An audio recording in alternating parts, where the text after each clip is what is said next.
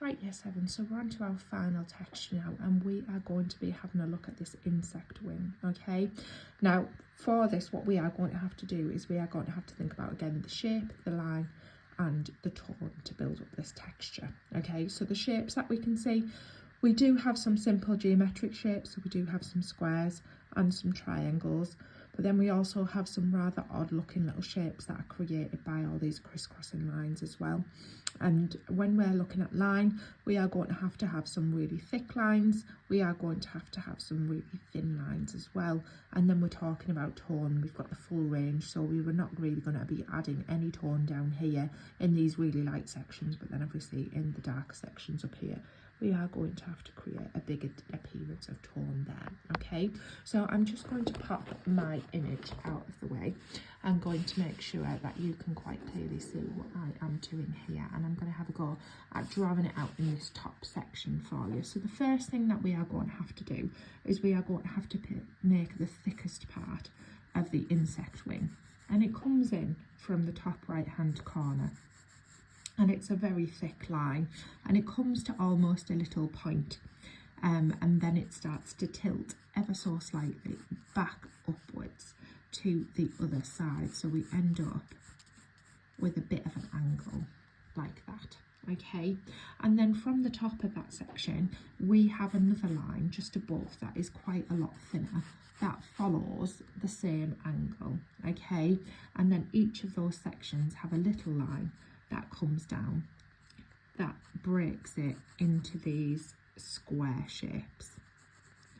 Now I'm trying to copy the texture, so I've tried to make mine match as much as possible as what's on my picture, but to be honest, as long as you have added in the basics, it doesn't really matter how many lines or how many sections we've got going across here, okay? So I've got my little sketching of my top part, and now need to work on the extra sections, okay? So from that angle, from that little point where we have this little bit that starts to point downward, we have got a really sort of wavy line that goes off towards the edge, and it sort of snakes around and makes an S-like shape. So I'm going to do that with mine as much as possible. Now this line is a lot thinner than the ones on the top, but it is still quite thick, so I am still going to draw a line of double thickness, and then I'm just going to bring it off down into the bottom left hand corner over here, so it looks a little bit like a wavy sort of river snaky shape line, okay? And then we can see that there are some other lines that branch off from it. So again, I have quite a thick line that branches off here, and it comes and it curves off towards the edge of the page, and then that itself actually breaks into two separate lines that then form this little Y shape that goes like this. And then I have some extra ones that connect on from other areas as well, which are a little bit straighter, okay? So I am trying to go through and match up as much as possible what I am seeing in my picture, but the likelihood is that it won't stay that way towards the end. There are going to be little bits that I inevitably have to miss out, or I have to extend a little bit, just because this square box on my page is not exactly the same proportions as the one on my picture. But as I've said, I want to try and make sure that I am getting something as similar as possible, okay? So I've gone through and sketched the main thick lines from that point, so now I need to go in and I need to start adding in my thinner ones. So I have some really quite thin lines in this section here, and they are quite straight, so if you don't feel confident sketching them, you very much can use a ruler to pop these lines in, but obviously because I'm quite confident, I'm okay to go in and to just sketch those really easily. And then what I'm going to do is I'm going to move down to the next section, and this is where it gets a little bit more complicated. So we have got a line that comes through from here and then curves across and down towards the bottom, okay?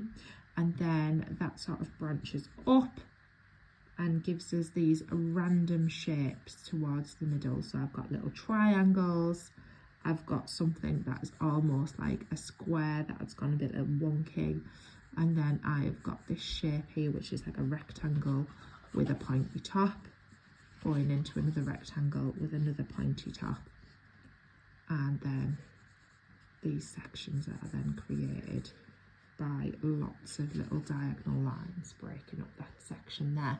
It starts to look a little bit like a stained glass window or a mosaic where lots of things have broken and been popped into this texture together. Okay, so we're starting to get something that looks quite like it now. All right, and then I'd go and do the same, looking at this side, plotting in all of the bits there as well, but you can get the gist from what I've told you, and now want to show you to start how to make in the different thicknesses of lines and how to add the shading in as well.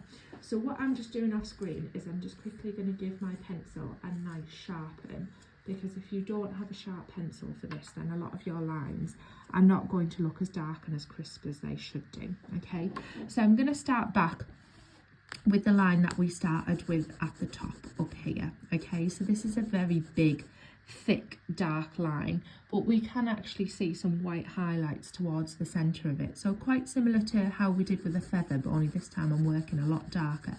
I'm going to shade the edges nice and dark, but then I'm just going to leave a thin little white line in the middle just to create that 3D appearance. Okay, and I'm going to continue that the whole way across my very big thick black line. So I'm just leaving the smallest little white section in the middle to leave that little highlight, and I would literally do the same thing the whole way across, but I'm going to leave my example there so you've got more time to work on yours. Then I'm going to branch out into this, and we're going to have to use something called line weight. Okay, now line weight is where you've got some really thick lines, you've got some really thin lines, and you've even got some lines that start off really thick and then go really thin, and this is one of those because where it attaches here is quite a big thick dark line, so it's got like this curvy connection as it connects to it, but then as we start to come down, the line actually gets quite a lot thinner. Okay, and generally wherever you have two lines in this insect wing that sort of merge and join like we've got here, you will end up with a little curve that connects it, and then the line itself will actually be a lot thinner than where it connects to the previous line. Okay, so then from there I'm going to go through and pushing down really hard with my pencil to create all of these lines, because obviously it needs to be quite dark. And then when you've got your thinner, finer lines, you can still do the same again. You can add your little curve in at where they connect to other lines, but in the middle you need to keep them quite thin.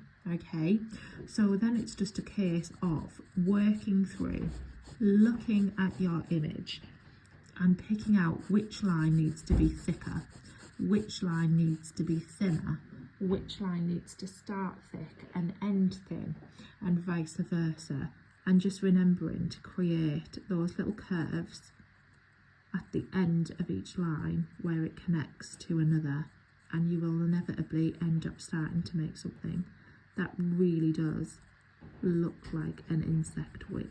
Okay, so you would continue on and you would go through and you would do all of those sections. Okay, once you've got all of your lines in with the different shades, then we can start to think a little bit about the tone in the background. So down here we said we were going to leave really light because it's really light on our picture, but over here in this side we've got a medium tone. So what we would do is we would use our knowledge of tone, lay our pencil down as flat to the page as much as possible, and then once we've put a little bit of medium tone down, we can use our finger smudging again just to smooth it out and just to make it look quite delicate, because obviously an insect wing is see-through, isn't it? And then once we've done that, we can then start to build up some darker areas. So in this section here, if I quickly sketch in these very dark lines that run through this section, just so I can use these to create my tone for you.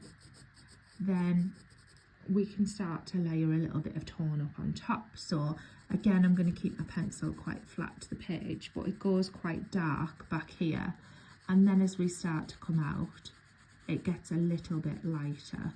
So I can go in and I can start to fade out my tone. I can put my pencil on and go across in another direction to help me smooth out any white gaps and to help me blend out that tone lighter. And again, I can go in and I can give myself a little finger smudge to keep those tones nice and light and make it look like this wing is actually see-through.